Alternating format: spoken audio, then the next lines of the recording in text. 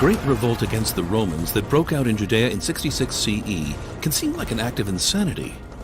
What were the Judeans thinking? That a handful of freedom fighters could defeat the Roman Empire? The brutal war machine that had conquered the whole world?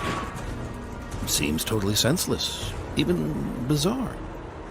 Let's go back 2,000 years to Judea under the Roman governors.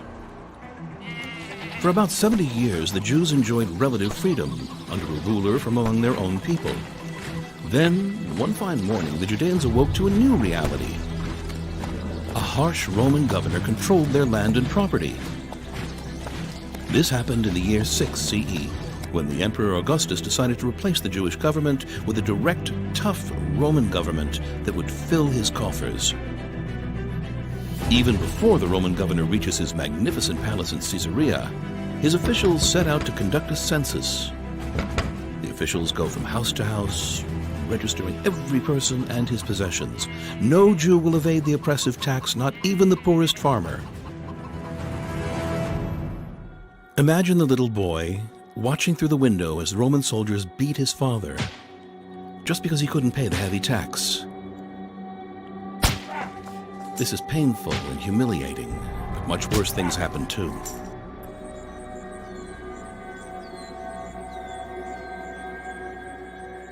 In this burial cave in northern Jerusalem, chilling evidence was discovered of one of the horrific punishments the Romans used to punish those who opposed their rule: crucifixion.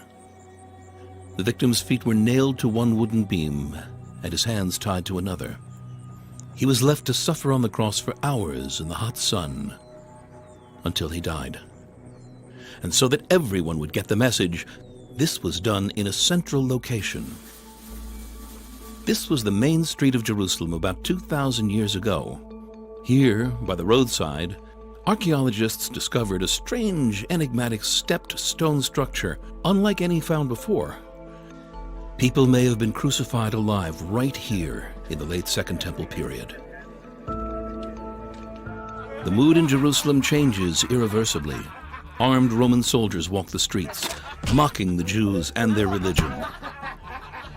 At night, one can hear their wild roars from violent entertainment. But the most humiliating thing is the Roman interference with the temple service. According to the new regime's laws, the Gentile governor now appoints the high priests. Alongside the daily sacrifice to the God of Israel, a daily sacrifice is now offered for the well-being of the Roman emperor, a symbol of oppression and subjugation. The Jews are furious, but from the heights of the nearby Antonia fortress, they're carefully observed. At the smallest sign of defiance, the Roman soldiers will confiscate the high priest's garments, putting an end to the holy temple service.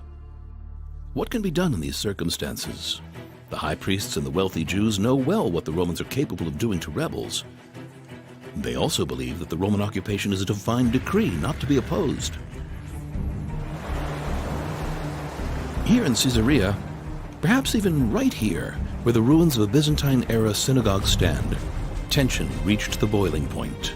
One Sabbath, several residents of Caesarea offered a pagan sacrifice at the entrance to the synagogue, and all hell broke loose. The provocation was accompanied by beatings and curses, and following the ensuing altercation, the Jews of the city left their homes and possessions behind, took the Torah scrolls, and fled the city. The Romans close in on the Jews from all sides, and with the appointment of new governors, the situation only grows worse. The new governors, even more corrupt and greedy than their predecessors, see their appointment as a chance to get rich quick at the citizens' expense. They stop at nothing to extort the last pennies from the people of Judea. The lives of the Jews under the Roman governors eventually become intolerable, truly hellish. And in such situations, it's hard to react reasonably. The voices of those who can no longer remain silent grow louder. Messiahs and prophets roam Jerusalem, declaring that the end of days has come and that the evil Roman Empire will fall in a great tumult. In the Galilee, a group of freedom fighters forms under Judah the Galilean. They swear they'll never serve mortal masters, only God above. Some of them joined radical underground groups, such as the Sicari. These attack the Romans, but also rob and murder their rich established brethren, whom they suspect to be collaborating with the enemy. And sometimes I wonder how I'd react if I were there. Would I accept the humiliation in silence and let the Romans treat me like dirt? Or would I fight for my life and dignity, knowing I was endangering myself, my family, and perhaps the whole Jewish people? And how about you? What would you do?